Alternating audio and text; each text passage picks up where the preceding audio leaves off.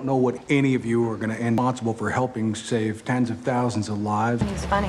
It was great. It really was. Motive term, too.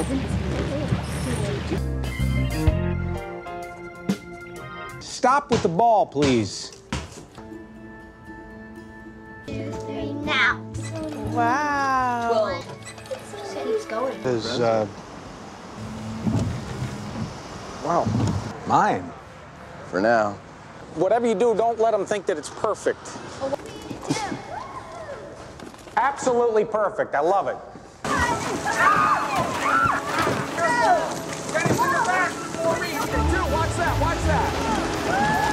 Orange Corporation, right here. Hai, bertemu lagi di Jagat Story. Kali ini kita akan membahas film yang berjudul Flash of Genius. Ini adalah film yang berasal dari Amerika dan bergenre drama biografi. Dirilis pada tahun 2008, film ini disutradarai oleh Mark Abraham dan ditulis oleh Philip Railsback. Dibintangi oleh Greg Kinnear sebagai Robert W. Kearns, Lauren Graham sebagai Phyllis Kearns, Dermot Mulroney sebagai Gil Traffic, dan berbagai bintang besar lainnya. Diangkat dari sebuah kejadian nyata, Flash of Genius akan menceritakan kisah dari seorang pria yang memperjuangkan haknya untuk menerima pengakuan atas hasil penemuannya, walau pada akhirnya semua itu harus ia bayar dengan harga yang mahal. Pria yang gigih ini menolak untuk dibungkam, dan dia terpaksa harus menghadapi salah satu perusahaan mobil terkenal di Amerika dalam sebuah pertempuran panjang yang tidak ada yang mengira bahwa dia bisa memenangkannya. Tapi sebelum mulai, silakan subscribe channel kami jika kalian merasa terhibur oleh konten kami. Dan jangan lupa juga untuk menyalakan lonceng notifikasinya, agar kalian semua selalu menjadi yang pertama mendapatkan notifikasi dan update dari channel ini. Oke, tanpa berlama-lama lagi, mari kita play!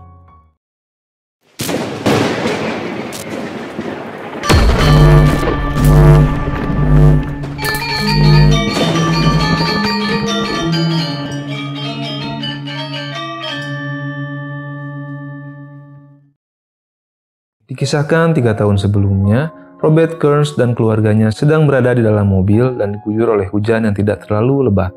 Saat itu, Kearns memperhatikan sebuah hal dan menjelaskannya pada keluarganya. Ia menyadari bahwa wiper dari kaca mobil mereka masih memiliki kekurangan, karena pada masa itu, semua wiper mobil hanya memiliki satu jenis kecepatan saja, yang bekerja secara stagnan pada tempo yang sama. Entah itu dalam kondisi hujan yang sangat lebat, atau hanya sekedar gerimis kecil sekalipun. Hal itu menarik perhatian Kearns, karena hal tersebut akan membuat wiper mereka yang bergerak selalu berdecit saat kondisi gerimis ataupun hujan sedang. Dan satu-satunya hal yang bisa dilakukan hanyalah menyalakan dan mematikan kontak wiper itu secara manual, yang tentunya akan sangat merepotkan bagi setiap supir.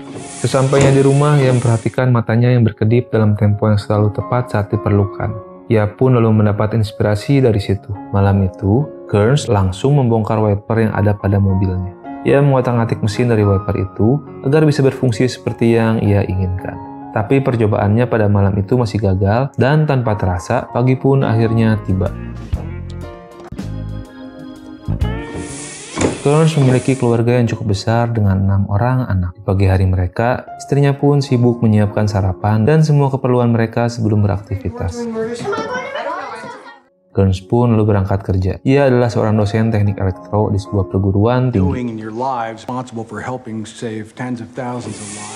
Di hari yang lain, terlihat Kearns masih terus mencoba merangkai benda yang ia rasa bisa ia buat, dengan dibantu kedua anak laki-lakinya yang bernama Dennis dan Timmy. Ia memiliki ide untuk membuat wiper kaca mobil yang bisa diatur kecepatannya secara otomatis, dengan alat-alat seadanya seperti rekayasa resistor, transistor, dan sebuah kapasitor. Dan di luar dugaan mereka, pada hari itu alat yang mereka ciptakan akhirnya bisa bekerja dengan baik. Mereka pun terlihat sangat gembira karena akhirnya mereka bisa menciptakan sebuah benda baru yang belum pernah ada di luar sana. Stop with the ball, please.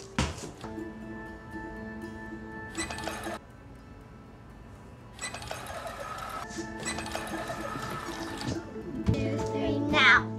Wow. Well, said he was going. It really works. Mereka lalu merayakan keberhasilan itu dengan bermakan malam di restoran favorit mereka.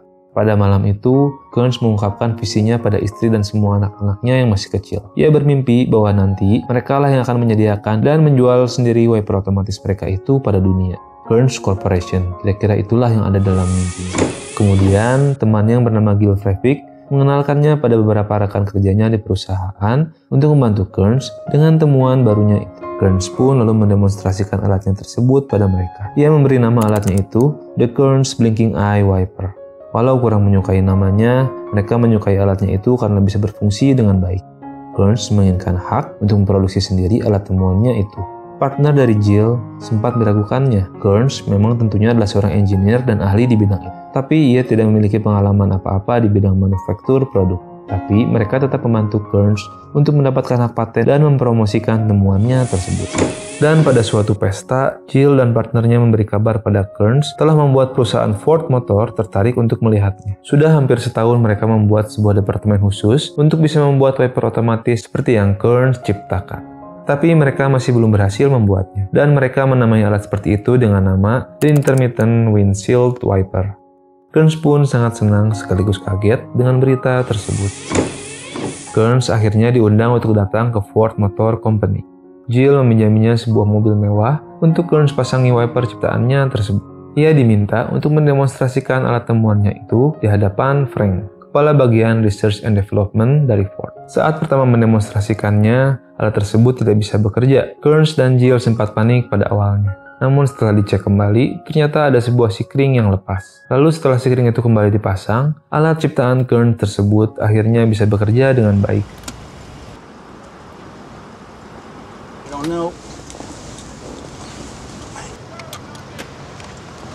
It's the fuse. It's a fuse.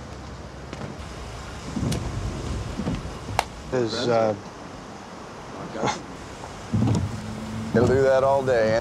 We call this variable speed. Wow. Frank dan timnya pun kagum akan wiper ciptaan Kearns tersebut yang melebihi ekspektasi mereka karena bisa bergerak pada beberapa variabel kecepatan. Karena Frank sedikit ragu, Kearns sempat disuruh keluar dari mobil oleh Jill untuk memastikan apakah alatnya benar-benar bekerja secara otomatis atau justru dikendalikan secara manual di balik kemudi oleh Kearns.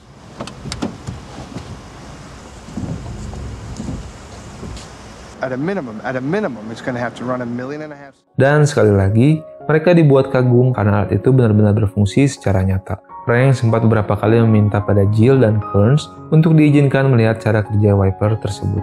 Tapi tentu saja Jill dan Kearns tidak mengizinkannya. Dan akhirnya Frank pun meminta Kearns untuk menyesuaikan alatnya tersebut sesuai spek yang mereka perlukan. Mereka berjabat tangan dan setuju untuk bertemu lagi ketika prototipe wiper pertama untuk mobil Ford mereka selesai Kearns rakit. Sebuah scene kecil yang lucu terjadi ketika Kearns keluarga sedang berada di meja makan malam mereka. Sebelum makan, Kearns berdoa kepada Tuhan agar esok hujan turun dan mereka bisa mengetes wiper buatan mereka dalam kondisi lapangan yang sesungguhnya. Doa dari Kearns itu pun diamini oleh semua anggota keluarganya. Dan esok harinya, hujan yang cukup deras benar-benar turun. Mereka berkeliling kota dengan berbahagia, menyaksikan hasil karya mereka yang bisa bekerja dengan sangat baik. Scene ini juga menunjukkan sebuah potret dari keluarga, bahwa kebahagiaan sebenarnya tidak selalu harus bernilai mahal.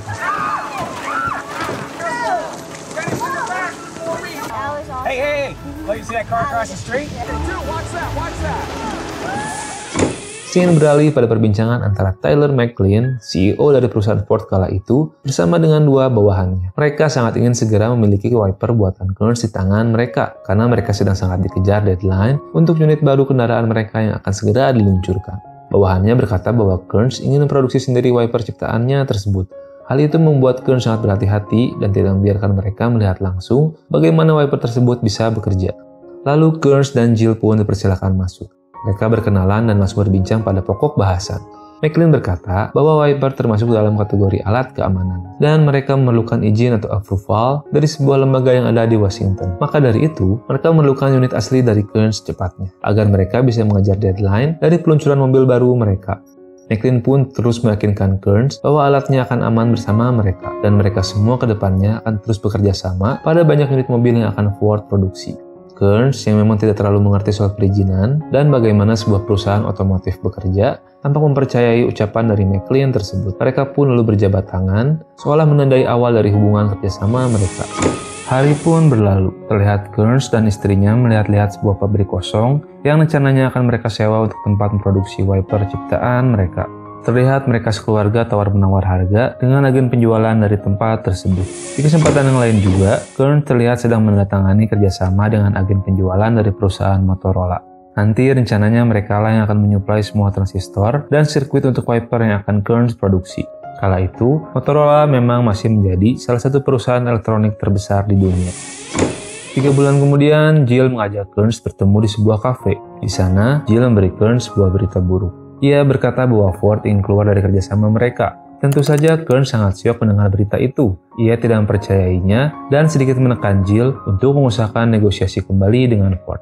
Tapi Jill berkata bahwa mereka sudah berada di sebuah jalan buntu dengan Ford. Ford beralasan bahwa mereka sudah tidak tertarik lagi dengan wiper buatan Kearns, seperti modelnya yang tidak sesuai dengan gaya mereka, sistem kerjanya, dan lain-lain. Yang tentu saja semua itu hanyalah alasan dari Ford yang mereka buat-buat. Kearns pun termenung. Dahinya mengkerut dan matanya berkaca-kaca. Ia memikirkan impiannya yang seakan menjauh kembali, serta masa depan dari anak-anaknya. Pasalnya, Kearns sudah meminjam sejumlah uang yang cukup besar ke bank untuk menyewa pabrik dan membeli berbagai bahan dalam jumlah yang besar.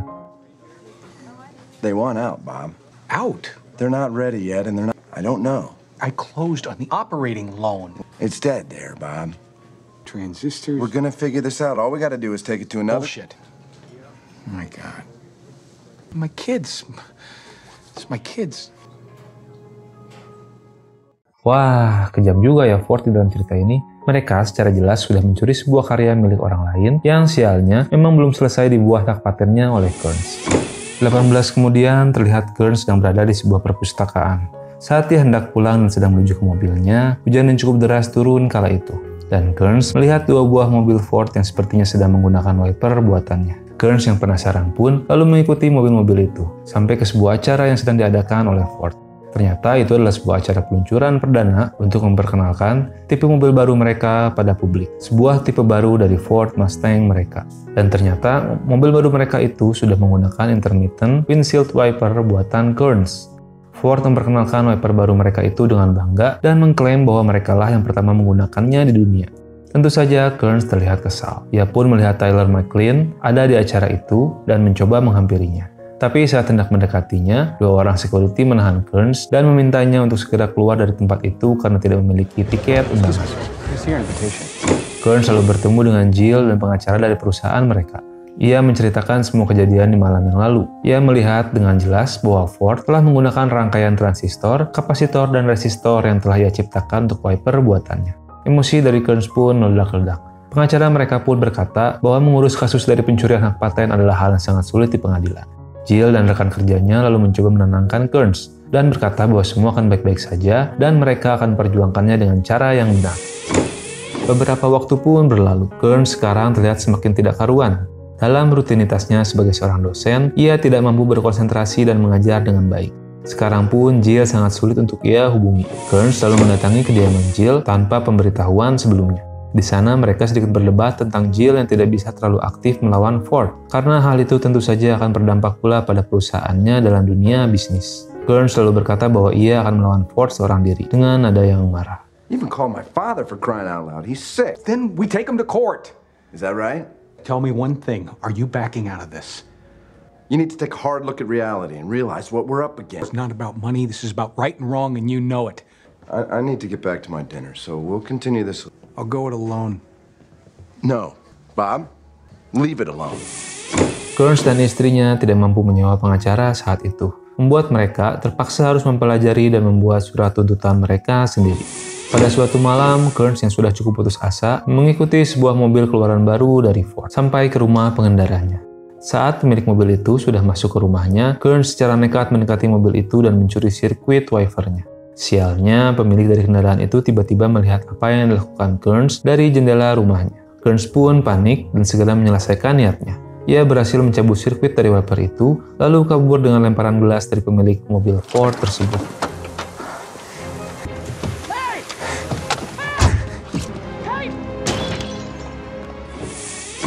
Sesampainya di rumah, terlihat Kearns masih gelisah atas apa yang baru saja dilakukannya. Karena mau bagaimanapun, ia bukanlah seorang kriminal dan tidak biasa melakukan tindak pencurian seperti itu. Mental Kearns semakin terganggu. Ia pergi ke suatu tempat tanpa memberitahu keluarganya. Istrinya yang khawatir pun coba mencarinya dengan meminta bantuan dari pihak kepolisian.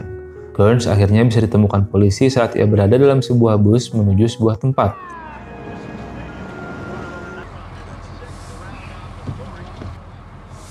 You should come with us.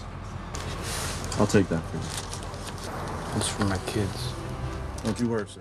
Ia lalu dibawa pergi oleh para polisi itu. Namun ternyata, ia tidak dibawa pulang ke rumahnya, melainkan dibawa ke sebuah rumah sakit jiwa karena kesehatan mentalnya dianggap sedang terganggu. Kearns dibawa ke Rockville Mental Health Facility dan dirawat di sana selama kurang lebih 2 bulan. Setelah melewati sebuah sesi diskusi dengan seorang psikiater di sana, ia pun akhirnya diperbolehkan untuk kembali pulang ke rumahnya. Kearns pun berangkat pulang. Ia disambut hangat oleh istri dan anak-anaknya.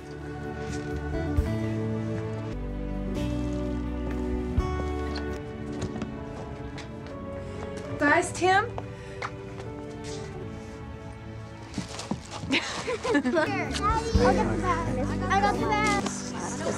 How are you, buddy? Tapi tidak oleh anak pertamanya yang bernama Dennis. Pada sebuah kesempatan, Kearns mengajak Dennis untuk bicara. Di kesempatan ini, Kearns meminta maaf padanya atas segala hal yang telah terjadi, bahwa ia harus tetap berjuang. Karena jika ia diam saja, ia khawatir dirinya akan kembali terganggu seperti dulu lagi. Tapi Dennis masih tidak simpati akan keputusan dari Kearns itu. Ia tidak menyukainya. Dennis pun segera pergi keluar sesaat setelah perbincangan itu usai. Kali ini Kearns dan istrinya mendatangi seorang pengacara untuk membantu urusan mereka.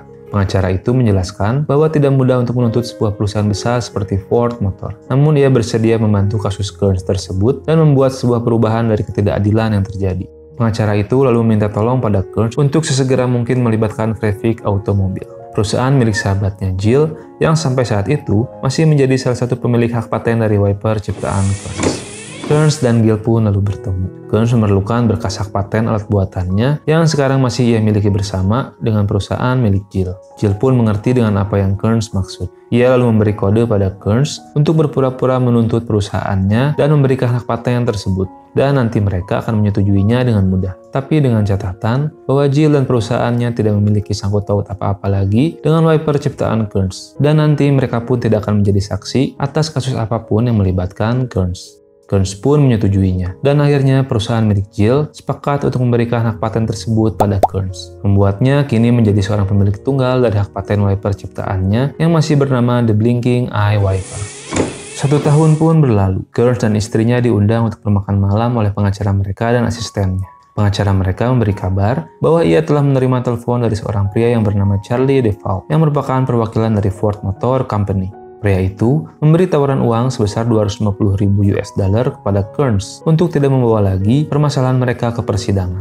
Ya, semacam uang damai lah ya. Untuk sesaat, Kearns dan istrinya terlihat senang akan berita itu. Tapi lalu Kearns menanyakan apakah dengan penawaran ini Ford akan mengakui bahwa wiper itu adalah ciptaannya atau tidak. Sayangnya, dalam penawaran yang seperti ini, jika Kearns menerimanya, akan berarti bahwa kedua belah pihak berdamai. Tapi Ford juga tidak akan mengakui bahwa alat tersebut adalah ciptaan Kearns, ataupun menyanggahnya.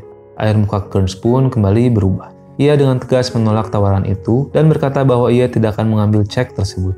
Kearns ingin Ford mengakui bahwa perusahaannya telah mencuri penemuannya tersebut, dan ia kembali memiliki hak untuk memproduksi sendiri wiper ciptaannya itu. Dan barulah semua ini akan ia anggap selesai. Pada situasi ini, terjadilah perdebatan yang hebat antara Kearns dan pengacaranya itu. Pengacaranya berpendapat bahwa Kearns akan kehabisan banyak waktu bila terus mencoba melawan perusahaan sebesar Ford. Kau akan terus bertambah tua karena biasanya kasus-kasus seperti ini akan berjalan dalam waktu yang cukup panjang dan dengan biaya yang tidak sedikit. Sedangkan Ford adalah sebuah entitas bisnis yang tidak mengenal usia atau bertambah tua. Manajemen mereka akan terus beregenerasi dari waktu ke waktu. Sedangkan kau akan bangun di suatu pagi dan mendapati rambutmu sudah memutih, sedangkan Ford tidak. Dan menerima tawaran mereka sekarang adalah sebuah keputusan yang bijaksana. Nasihat dari pengacara itu kepada Kearns. Phyllis, istrinya pun menyarankan agar Kearns mengambil tawaran tersebut. Menurut Phyllis, kasus ini sudah terlalu berlarut-larut dan mereka harus segera mengakhirinya. Ada keluarga yang harus mereka pikirkan, dan uang tawaran dari Ford itu bisa mereka gunakan untuk memulai kehidupan yang lebih baik. Tapi pada akhirnya, Kearns tetap bersikeras pada pendiriannya. Kearns berkata bahwa ini bukan sekedar masalah uang, tapi lebih dari itu mengenai kebenaran. Kearns pun terus belajar dan mempelajari hukum tentang hak paten lebih jauh di perpustakaan. Tanpa sadar, ia telah banyak mengabaikan keluarganya. Dan beberapa waktu kemudian, akhirnya Phyllis pun meminta cerai pada Kearns. Karena semua ini telah begitu banyak mengorbankan keluarga mereka. Kearns mencoba menahan Phyllis dan meyakinkannya untuk tidak pergi meninggalkannya. Kearns berkata bahwa ia tidak bisa melakukan semuanya tanpanya. Tapi, sepertinya niat Phyllis sudah bulat. Sebenarnya ia masih menyayangi suaminya itu, tapi ia juga harus memikirkan masa depan dari anak-anaknya karena Kearns sudah terlalu terobsesi akan kasus yang terus ia perjuangkan ini. Mr. Lawson, pengacara mereka pun kini sudah resmi mundur dari kasus ini. Mereka berdua terlihat sangat sedih dan lalu berpelukan. Dan itu adalah malam terakhir mereka sebagai sepasang suami istri. You're gonna be fine. I can't do without you. For now, this is best. I love you. 4 tahun pun berlalu. Kearns kini tinggal seorang diri di sebuah rumah kecil. Ia masih bergelut dengan kasusnya melawan Ford Motor Company. Pada suatu hari, ia datang menemui Dennis, anak sulungnya. Dennis sekarang sudah duduk di bangku perkuliahan. Kearns selalu mengajaknya berbincang dan memberitahu sebuah kabar bahwa ada sebuah revisi di undang-undang mereka yang membuat Kearns sekarang memiliki kesempatan lebih besar untuk membawa kasusnya ini pada sidang yang sebenarnya. Tapi Kearns memerlukan bantuan, dan ia meminta tolong pada anak sulungnya itu untuk membantunya. Tapi Dennis sepertinya masih kurang simpati pada apa yang masih dilakukan oleh ayahnya itu, dan berpikir bahwa hanya hal ini yang Kearns pedulikan, bukan keluarga mereka. Dennis pun lagi-lagi pergi meninggalkan obrolan itu. Sesampainya di rumah, Kearns ditemui secara langsung oleh Charlie DeVal, yang mana merupakan perwakilan dari perusahaan Ford, yang dulu juga pernah memberikan penawaran padanya lewat Mr. Lawson, pengacara dari Kearns dan Pili saat itu. Kali ini, ia kembali memberikan penawaran kepada Kearns dengan jumlah yang lebih besar, yaitu 1 juta US dollar. Tapi Kearns lagi-lagi memberikan syarat. Ia baru mau menerima tawaran tersebut jika Ford mengakui bahwa selama ini mereka telah mencuri karya buatannya. Tapi DeVal beralasan bahwa mereka tidak bisa melakukan itu karena akan berpengaruh pada banyak hal, entah itu perasaan dari orang-orang yang sekarang bekerja di perusahaan mereka ataupun konsumen yang menggunakan mobil mereka. DeVal berkata bahwa ini adalah wujud dari permintaan maaf Ford atas semua yang telah terjadi di masa lalu, yang ingin mengakhirinya sekarang di luar pengadilan. Tapi Kearns tetap teguh dengan sikapnya. Ia masih akan tetap membawa masalah ini ke pengadilan. Charlie pun lalu meninggalkan kartu namanya dan pergi meninggalkan Kearns. Di hari yang lain, Dennis mengantar adik perempuannya yang bernama Kathy ke rumah Kearns. Kearns yang sudah menunggu di teras rumah menyapa mereka dengan hangat. Saat Dennis hendak pergi, Kearns memanggilnya. Dalam kesempatan ini, ia mengucapkan terima kasih pada Dennis karena telah mengantar Kathy ke tempatnya. Juga karena selama ini telah menjaga keluarga mereka. Kearns mengapresiasinya karena telah menjadi seorang pria yang bertanggung jawab. Kau jauh lebih baik dari banyak pria yang aku kenal, sambung Kearns. Dennis tersenyum mendengar itu dan ia pun pergi. Pada suatu malam, Dennis secara tiba-tiba muncul untuk membantu ayahnya itu, sambil membawakannya segelas kopi hangat. Dan sejak saat itu, Dennis pun mulai aktif membantu semua urusan persidangan yang sedang dihadapi Kearns. Pertemuan pertama dari persidangan pun dimulai, dengan memperkenalkan hakim, penggugat, dan pihak terdakwa. Dalam kasus ini, Kearns tidak menggunakan pengacara, melainkan ia mewakili dirinya sendiri sebagai pengacara, dengan ditemani Dennis sebagai asistennya. Sedangkan pihak Ford menggunakan jasa dari Mr. Finley sebagai pengacara mereka. Terlihat Kearns sedikit kikuk karena tentu saja dia bukanlah seorang pengacara profesional. Setelah itu mereka pun dipersilakan untuk pulang dan akan bertemu kembali pada percobaan persidangan di tanggal 14 Agustus.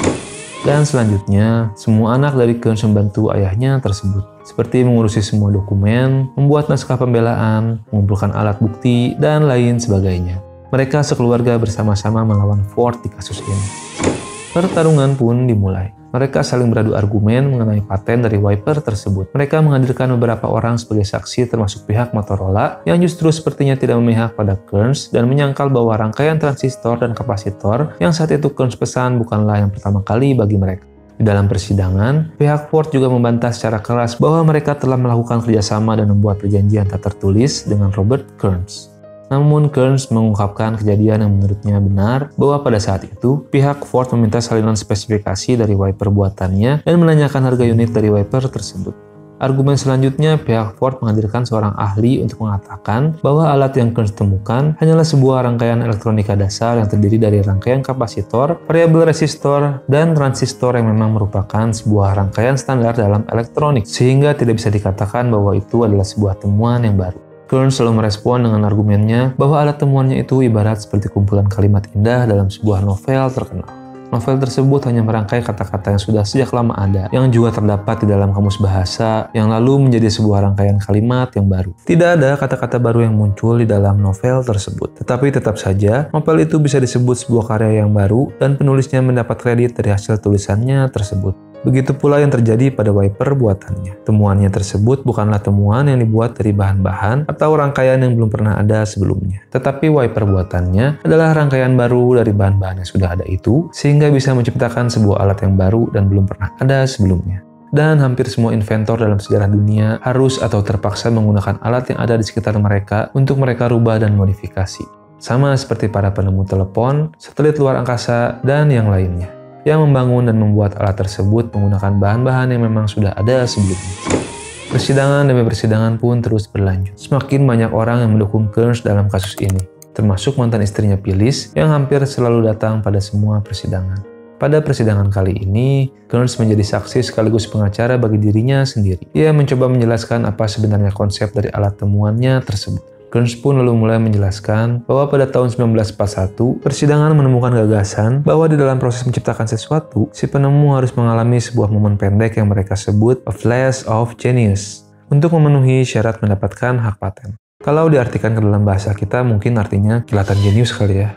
Ia lalu mulai bercerita. Dulu ketika ia sedang berbulan madu dengan istrinya, ia membuka botol champagne dengan tidak berhati-hati. Tutup botol tersebut menembak dan melukai mata kirinya, sehingga ia harus menjalani operasi. Setelah selesai melakukan operasi, ia kembali bisa membuka kelopak matanya dan senang bisa kembali mengedipkan matanya. Walau kini mata kirinya tidak lagi bekerja normal seperti dulu, tapi kelopak matanya tetap berfungsi dengan baik untuk berkedip. Dan sejak saat itu, ia mulai memiliki ketertarikan khusus mengenai cara kerja dari mata manusia. Kemudian beberapa tahun yang lalu, saat ia pulang dari gereja bersama keluarganya, saat itu hujan yang deras mengguyur mobil mereka. Ia mengamati penghapus kaca mobilnya dan mulai berpikir, kenapa wiper mobil tidak bekerja seperti kelopak mata? Kenapa mereka tidak bisa berkedip? Dan itulah konsep dari pemikiran dasar, mengapa ia menciptakan alat tersebut. Sebuah wiper yang kala itu masih ia namai The Blinking Eye Wiper.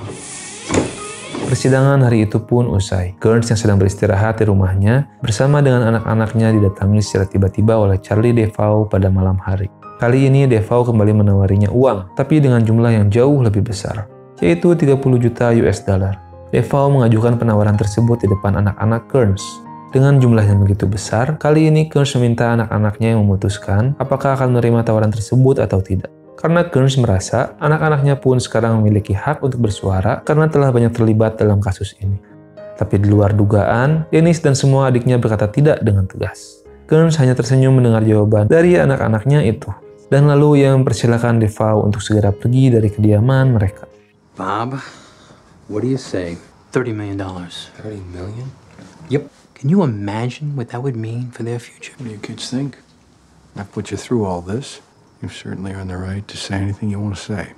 I don't know, Dad. It's a shitload of money. Don't do it, Dad. Hell with it, Dad. We've come this far. You don't have much luck in this house. Bob, this is insane. I'll see you tomorrow. This family takes the cake. Berlanjut ke persidangan selanjutnya. Pihak Ford mencoba menyudutkan Kearns dengan pertanyaan apakah Kearns benar-benar telah mendengar ucapan dari McLean bahwa ia telah memenangkan kompetisi wiper dari Ford. Karena tepat 4 tahun yang lalu, Kearns sempat direhabilitasi di Rockville karena kesehatan mentalnya yang terganggu. Kearns hanya bisa menjawab iya tanpa diberi kesempatan memberikan alasannya. Kali ini pihak Ford mencoba mempengaruhi para juri dengan argumen bahwa Robert Kearns bukanlah orang yang benar-benar sehat mental dan pikirannya. Setelah istirahat sebentar, sesi persidangan pun berlanjut. Ini adalah sesi terakhir dari kasus mereka, di mana kedua belah pihak akan memberikan argumen final mereka kepada semua juri yang akan membantu hakim memberikan keputusan. Finley memaparkan bahwa kasus gugatan ini adalah kasus hak cipta yang tak penting, karena pada faktanya Ford Motor Company lah yang pertama kali menciptakan wiper mobil di dunia dengan berbagai jenis model yang diperbaharui dari waktu ke waktu sejak tahun 1940. Finley juga berkata bahwa Kearns telah mencampurkan fakta dengan fiksi, karena secara valid, Kearns pernah direhabilitasi di sebuah tempat, yang membuat mereka semua kini harus repot berada di persidangan karena ulah dari imajinasi di kepala Robert Kearns. Giliran Kearns berbicara pun tiba. Ia membuka pidatonya dengan berkata bahwa Mr. Finley hanya mengatakan fakta yang bisa ia buktikan tentang Ford Motor Company sejak tahun 1940-an. Finley melakukan itu karena ia tidak bisa memberikan fakta yang nyata bahwa bukan Kearns lah yang menciptakan wiper otomatis tersebut. Ford menggunakan pengaruh mereka, uang, dan semua kekuatan perusahaannya untuk mengambil keuntungan dari situasi ini. dan Ford mencoba meyakinkan kepada semua orang bahwa mereka semua sedang berada di sebuah persidangan yang tidak berguna. Padahal mereka semua sekarang ada di sini, semuanya karena ulah dari Ford Motor Company itu sendiri. Karena apa yang telah mereka lakukan adalah hal yang salah. Mereka mengakui karya orang lain sebagai karya mereka sendiri. Sambung Kearns. Now, with all these great, impressive lawyers over here, they're trying to tell you that my life's work is nothing. But I can tell you that they did not know everything. They had the arrogance to sit here and look you in the eye. The patent office made a mistake 5 times when they issued me my patent. They claimed another man's work for their own. They want you to believe that because that is what they believe. But I'd like to believe that after everything that you've heard, I can see you're tired. So I'm not going to sit up here and try and interpret. Just going to ask you to use your memory to do the right thing. Kearns tidak meminta belas kasihan kepada para juri, tapi ia meminta mereka untuk mengandalkan ingatan dan perasaan mereka dari semua sesi persidangan yang panjang itu, untuk menganalisa dan melakukan hal yang mereka yakini adalah sebuah kebenaran. Dan akhirnya, setelah beberapa saat menunggu para juri berdiskusi, kasus ini pun ditutup dengan hakim dan para juri yang memutuskan bahwa Ford benar-benar telah mencuri karya milik Robert W. Kearns dan menyalahgunakan paten yang dimiliki oleh Kearns. Hakim memutuskan bahwa Ford harus membayar ganti rugi sebesar 10,1 juta US dollar atas semua kerugian moral dan non-moral yang telah terjadi kepada Robert W. Kearns. Semua orang sangat berbahagia atas keputusan tersebut, termasuk Jill Frevick yang juga hadir di persidangan akhir tersebut. Phyllis keluar lebih dulu dari ruangan sidang yang masih riuh oleh kemenangan Kearns. Tapi Kearns selalu mengejarnya dan mengajaknya berbicara. Phyllis tentu saja ikut berbahagia dan mengucapkan selamat karena semua yang Kearns inginkan sekarang sudah ia dapatkan. Tapi Kearns berkata ia tidak memenangkan semuanya. Ia telah kehilangan 12 tahun terakhirnya dan banyak yang telah ia dan keluarganya korbankan. Sorot mata dari Kearns memperlihatkan bahwa ia masih sangat mencintai Phyllis dan mengharapkannya kembali. Tapi sepertinya sampai saat itu, Phyllis masih belum bisa menerima kembali Kearns. Phyllis pun lalu berjalan meninggalkan. Wow. Scene akhir dari film ini memperlihatkan Kearns dan ke-6 anaknya makan bersama di sebuah restoran yang dulu biasa mereka datangi ketika merayakan sesuatu. Semua anak dari Kearns terlihat sangat bahagia merayakan kemenangan mereka. Semuanya masih sama seperti dulu, hanya kali ini tidak ada lagi Phyllis, istri dan ibu mereka di meja makan tersebut. Mengikuti kemenangannya atas Ford, Robert W. Kearns mendapatkan ganti rugi sebesar 18,7 juta US dollar dari Chrysler Corporation, sebuah perusahaan mobil yang juga menggunakan wiper ciptaan Kearns mengikuti Ford. Dan hingga saat ini, hampir semua mobil yang kita temui di jalanan menggunakan wiper ciptaan Kearns, the Intermittent Windshield Wiper.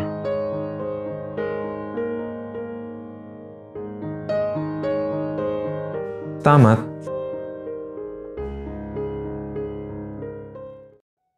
Wow, sungguh sebuah kisah yang sangat menginspirasi ya. Robert William Kearns lahir di Gary, Indiana pada 10 Maret 1927 dan wafat di Baltimore, Maryland pada 9 Februari 2005 di usianya yang ke-77 tahun. Adalah seorang penemu sistem penghapus kaca berselang yang digunakan pada kebanyakan mobil sejak tahun 1969 hingga sekarang. Paten pertamanya untuk penemuan ini diajukan pada 1 Desember 1964. Kearns telah memenangkan salah satu kasus hukum pelanggaran paten yang paling terkenal di dunia terhadap Ford Motor Company. Tidak hanya Ford yang digugat di persidangan, tetapi Chrysler Corporation pun melanggar hak paten tersebut. Banyak pesan moral yang dapat kita ambil dari film ini. Salah satunya adalah keteguhan hati dari Robert Kearns untuk memperjuangkan haknya dan mendapatkan keadilan. Walau memang banyak yang harus ia korbankan dalam perjalanan. Dan pelajaran penting lain bagi kalian, para pencipta produk, adalah menjaga baik-baik hasil karya buatan kita dengan mendaftarkannya secara legal di mata hukum, sebelum kita semua memikirkan bisnis dan berbagai hal lainnya. Oke, sekian dulu pembahasan mengenai film Flash of Genius. Terima kasih untuk sudah menyaksikan sampai akhir.